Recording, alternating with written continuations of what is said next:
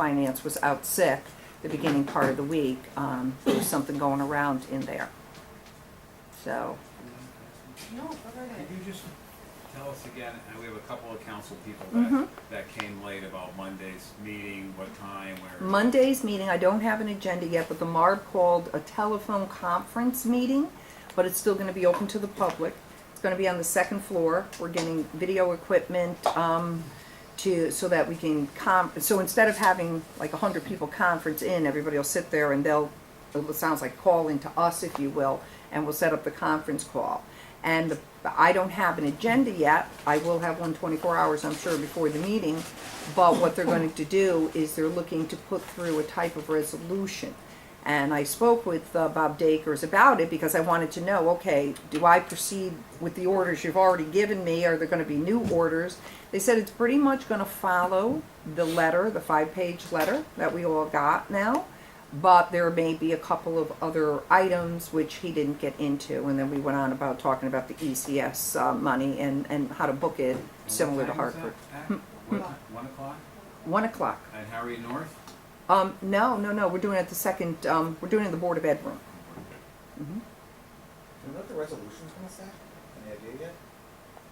Nothing. I'm hoping that once there's an agenda posted, it might be clear, but what they did the last time, as all of you must have noticed, the agenda had probably 15 items on it, and they didn't go over all 15 items. So again, I'm giving as much information as, as to you, and I'm trying to comply with what they want to do. We have sent in, just so that you know, on both sides, what I mean by both sides, the Board of Ed and the city side projections for the end of the year. You should have gotten the projections. I don't know if the Board of Ed sent them to you. If not, I can get Matt Cavallero to. They have favorable about $57,000, so I can see if Matt will send them, or I can have them send them to me, and I'll send them to you.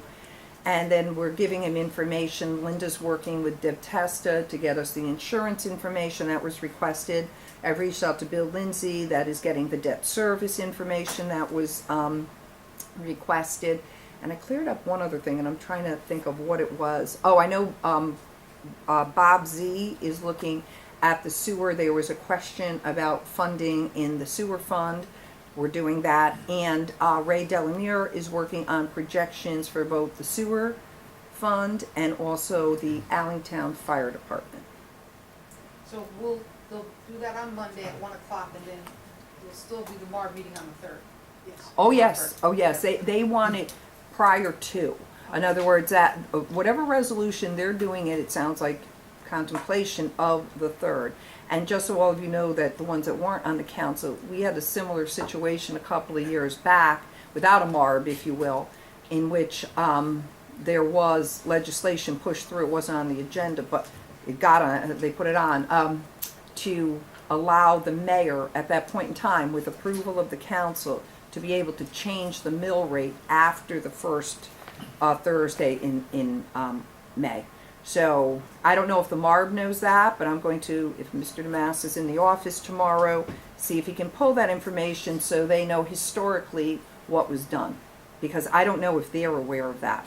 That in other words, and it did happen too. That's actually when Allentown got their mills zeroed out, was after it was after the regular approval process. And let me just follow on to that if I could. When I talked to Bob Dakers the other day regarding the contract, the ERS contract, because who goes first, right?